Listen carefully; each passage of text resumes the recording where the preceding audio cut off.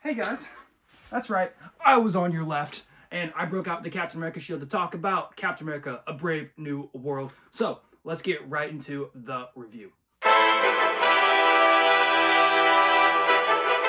Captain America, A Brave New World has officially released in theaters, and so this film follows Sam Wilson as the new Captain America, and this actually takes place 2 years after the events of Falcon and the Winter Soldier. So, he's been Captain America for a while. However, this movie takes place where there is some political intrigue on facing the government because they are fighting for a resource known as adamantium, which is actually the same resource that they put into Wolverine to make his claws metal. So, this movie had a lot of things that it was setting up, but also a lot of things that it was bringing back, like some things from the Incredible Hulk movies as well as the Eternal movies. And so, this movie was super interesting because behind the scenes, they actually brought back the same writing team from Falcon and Winter Soldier. I thought the show was just decent. I don't think it was anything amazing.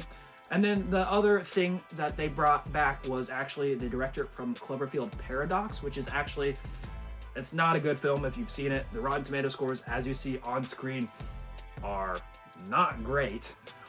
But this movie was just dropped on Netflix randomly one day, and so it's just, I was nervous about this movie coming in because if this is the guy directing the next Captain America movie, does he do well?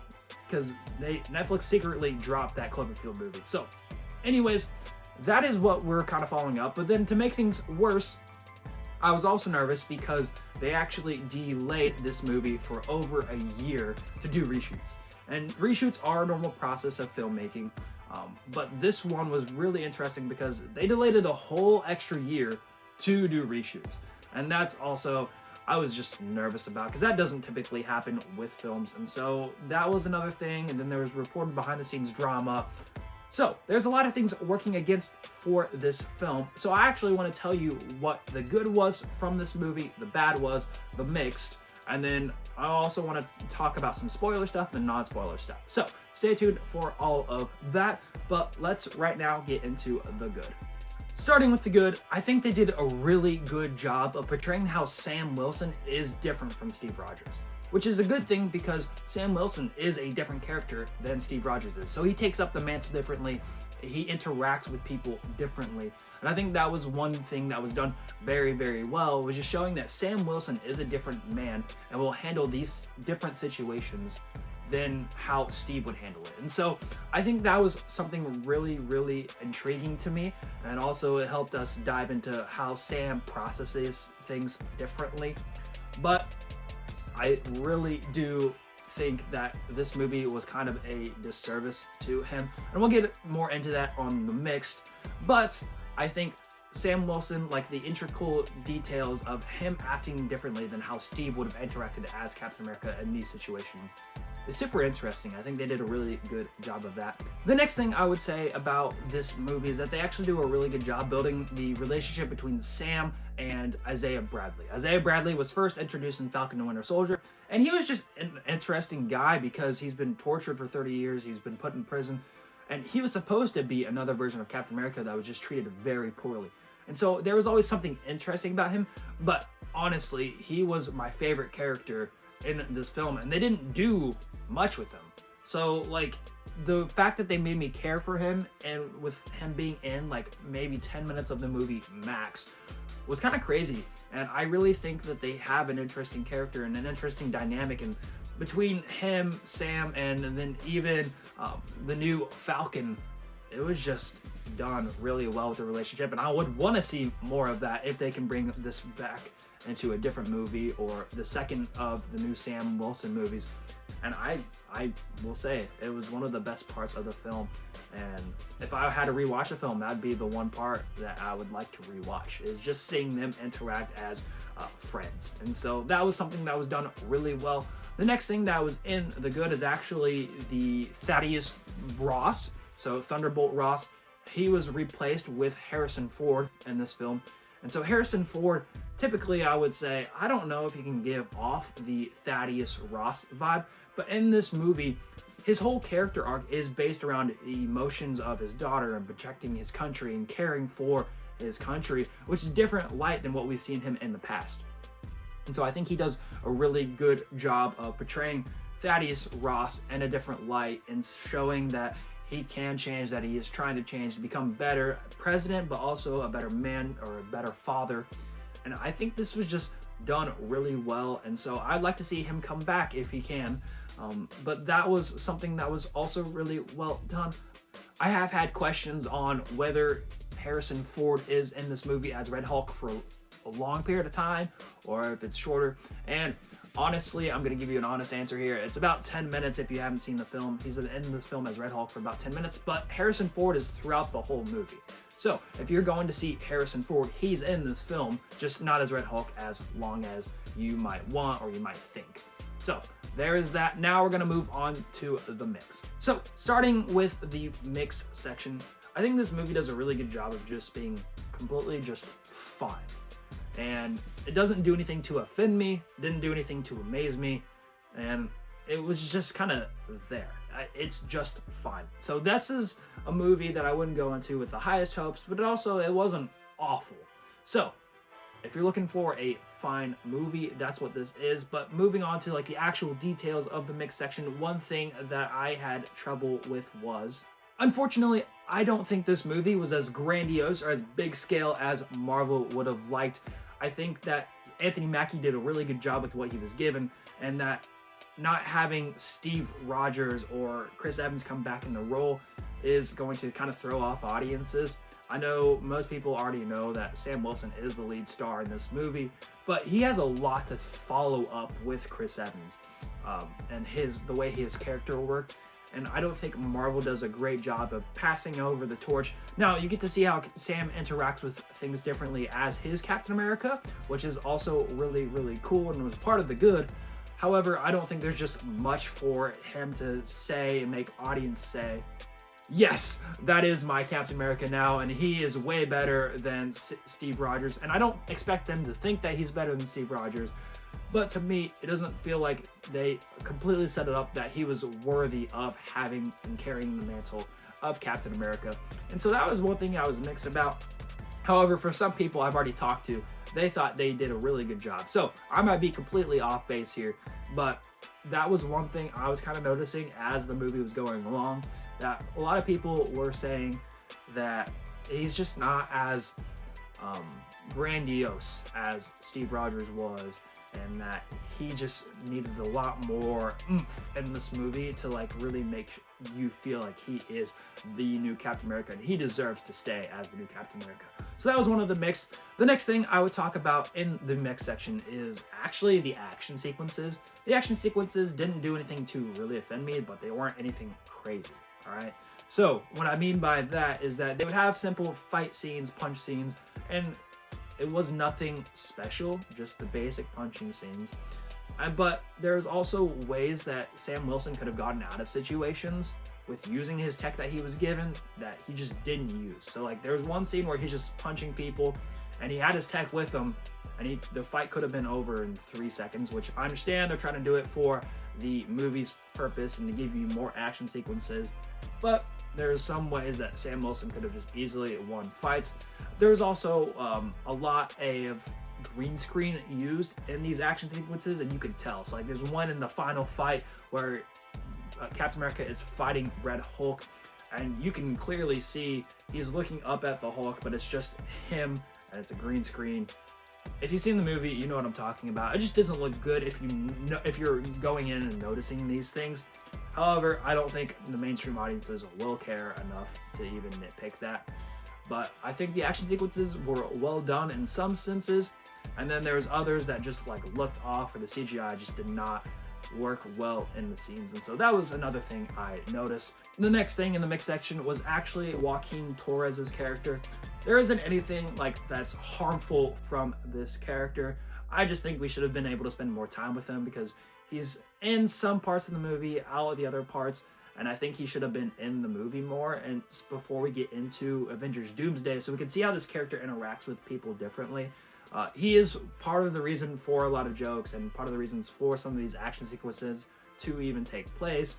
However, I just think we need to spend more time with him for me to actually care for him as deeply as I did for Isaiah Bradley, because Isaiah Bradley, he had less screen time than Joaquin Torres, and I cared for Isaiah Bradley more than Joaquin Torres. So that was one of the issues in this movie for me, but it wasn't anything crazy. That was everything for the mix, so let's move on to the bad. So moving on to the bad, one thing that I was unfortunately disappointed by was actually the leader. For those of you who do not know, the leader was actually in the 2008 The Incredible Hulk movie, and he was Dr. Blue, I believe. And what ended up happening is that he ended up getting gamma radiation into his head where a cut was, and so he ends up becoming the smartest person ever. This isn't a spoiler, he's in the trailer, but I don't think he was used well enough. Whenever you make the smartest character in the universe ever, I always have a mental note saying that the smartest character ever is just as smart as the writer for the film, and unfortunately, he's just not as smart as you would want the smartest person ever to be. He was kind of predictable, and then there were some scenes where he was just kind of does something to make him seem less than smart, and we'll get into that into the spoiler talk. And so I just think that he was kind of fumbled. I wish he had more of him, or there's more political thriller in this to where we could connect him to something in this film where we're like, yes, he is smart and this is why. However, it's mostly, again, just predictable, and I think they wasted this character, and if they bring him back, I would want a better writer to write him, because I actually do think this character is really interesting. It's the classic brains versus bronze for a Hulk, so that's why you have the leader being the smartest person, but when you have the Hulk, he is the bronze, and so it's just classic brain versus bronze stories, which I love. However, this movie just kind of lets all of that fall flat. So that was one thing on the bad. The next thing I would talk about on the bad is actually Giancarlo Esposito's part in the film. Now, this isn't because of his acting. This is actually because they just wasted the character. Now, I feel like Sidewinder could have been played by any other actor in the world ever. And so he's just a basic mercenary. And Giancarlo Esposito is one of the legendary actors from Breaking Bad and Better Call Saul. And so you think that he can do something to elevate even this basic performance, but he was just kind of written and used just to be a plot device to get Captain America in touch with the leader. So there's a lot of things that I just kind of wish that they used a different actor for. They didn't focus much of their time on, and one of those things was actually Giancarlo Esposito. I wish they just got a different actor so they could save him for something like Professor X in the X-Men in the future, but they kind of just waste him. He doesn't do anything memorable, but he does end up sticking around. So we'll see him in the future, hopefully, and do something way better than what this actually was. And yeah, well, hopefully he does well in the next one. The other character that was kind of just a waste was actually one called Ruth. She's a former ex-Black Widow, and she's helping protect the government, or the president. There's a lot of like these action sequences that she was a part of that she just kind of didn't need to be in. Like if you took the character out of the movie wouldn't be any different. And so we spent more time with her, and it just didn't do much for me. So I feel like we could have spent more time on Joaquin Torres or Isaiah Bradley or even Sam Wilson, building up and giving him that big grandiose of the reason why we need a Captain America in the world. And so that was another thing that I just thought was kind of meh. I could go on and on with all of this on the bad, but actually I want to talk spoiler reviews with you real quick. So skip to this time code around here if you haven't seen the movie, or if you don't want to get it spoiled for you. But if you want to get it spoiled, just stick around a little bit longer. So 1, 2, 3, go. So as I said, there is a lot of things that I want to talk about in the spoiler setting, but I'm only going to be talking about a few. If you have anything that you would like to have a conversation about in the comments below, please put it down there. I would love to have that conversation with you. But one thing that I really thought was interesting was that they actually are bringing back the connected universe feel for this movie. And what I mean by that is that they actually brought back the Incredible Hulk movie and some of their characters They brought back some of the Eternal plot points. And then they're also setting up other movies. Like, if you've seen the movie, you would know that Bucky actually comes in for a couple minutes in the movie, and he's being set up for the Thunderbolts, and he's going on a political party train. I don't really remember. He's going on a something political, which is actually really interesting that Bucky is a political figure now. But they're setting Thunderbolts up, and I was really excited that he was in the film, and it didn't feel like he was just a cameo. He was actually part of the emotion of this film and teaching Sam a valuable lesson that he doesn't need the serum to be Captain America. And so I thought that was really cool that he was in there. But again, just setting up the world and bringing back the connective tissue of the MCU, I thought was really, really good for this film. So after Bucky shows up, the Thunderbolt goes out, gives a speech, and not before the leader actually turns himself into Sam Wilson, which is really interesting as well, because the way that they defeat him is just by him turning himself in. I think that was a lackluster writing on their part. I feel like if he's the guy in the movie, they said that he knows all these different probabilities and what's going to happen. So figure out a different way than just turning yourself in. That was a problem that I had in this film. But that actually Captain America goes on and ends up fighting the Red Hulk and calming him down, which I thought was done. But there was actually one scene where they would, again, at the final fight, there was a bunch of green screen, and you could tell that the reshoots were there if you're looking for it. And so I just kind of felt like that was well done in some sense, but then they'd cut back to a scene where it's just green screening, and I'm like, why are we just polish up the movie, please? I don't know. I think that was one of the, like, oh, this is really cool, and then they just kind of let the movie make its like decisions for it, and it just looks bad in some sense. So that was one thing that I want to talk about. But actually, the main thing I want to talk about was the post-credit scene. So the post-credit scene is actually where Sam goes into and talks to the leader in the raft. And so actually Sam is talking to him and says, hey man, you're defeated. And the leader goes, actually, no, you're going to be defeated in a couple of time from now. So because there's a greater threat coming, and I know this. And again, I'm just like meh about it. Like, this is supposed to be hyping me up for Avengers Doomsday, and I don't think that with this post-credit scene, it says like, hey man, there's a greater threat coming, which we've already known, but it's trying to connect the universe again, which I kind of appreciate, but it's also, I just think they could have done something better or more thought out. But I think this end credit scene was actually a reshoot that they ended up reshooting, because there's a lot of green screen in the back, but also it felt like they did it last minute so that they could figure out the plan for Avengers Doomsday, so they could even hint to it in the first place. So that was something I was just not as fond of, that I would end up actually putting in the bad. So those are just a couple of topics that I actually wanted to talk about spoiler style. And so if you have any more spoiler topics that you want to talk about, please in the comments below. I would love to have a conversation with you. And let's get on to my final recommendation. So real quick, before I give you my final recommendation, please consider subscribing on this YouTube channel. And then also please consider following me on any of these social media platforms. I'm on almost everything. So even on TikTok, if you go on TikTok, I'm on there with actually a couple of my shorter reviews for other movies that I saw that I couldn't have posted on this YouTube channel because I was sick. So if you want to see any of those, I would love for you to go watch those on any platform I'm on. So let's get into the actual final recommendation. With Captain America: A Brave New World finally out, I would give the star rating a 3 out of 5, and I would give the scorecard a 6 out of 10. Now, this is very tricky, but I would recommend that you see this movie just because it is kind of tricky to say, but like if you're a diehard Marvel fan, go ahead and see it. You're going to go see it anyways.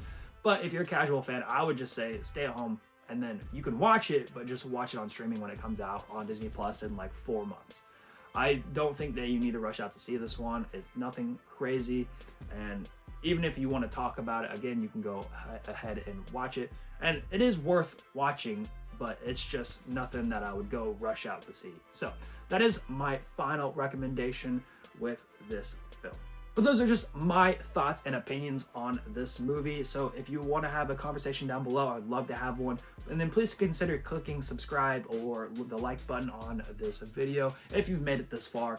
And so I would love for you guys to kind of recommend me more topics and things to discuss on this channel with movies. And I would love to hear your thoughts on everything movies. And so I would love for you guys to be safe and take care.